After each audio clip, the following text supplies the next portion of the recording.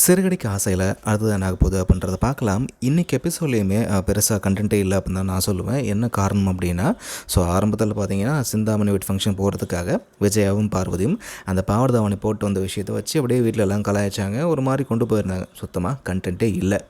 அதுக்கப்புறமா நடக்க போகிற விபரீதம் தெரியாமலே இந்த ரோஹிணி பார்த்திங்க அப்படின்னா இங்கே நம்ம கொடைக்கானல் போகலாம் அப்படின்ற மாதிரி இப்போ மனோஜ்டெல்லாம் பேசி எல்லாத்தையும் ஓகே பண்ணுறாங்க.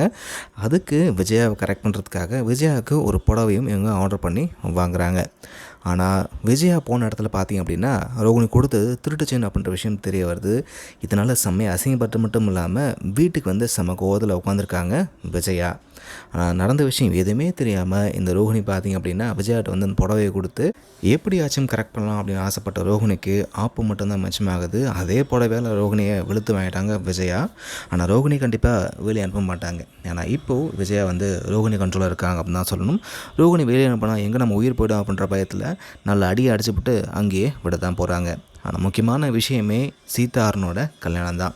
ஏன்னா இப்போ அதே ரெஜிஸ்டர் ஆஃபீஸில் தான் இப்போ அங்கே முருக வித்யாவோட கல்யாணம் நடக்க போகுது. அங்கே முத்துவும் போக தான் போகிறாரு. அப்படி போகும்பொழுது அருண் சீதாவோட கல்யாண விஷயம் தெரிய வருமா?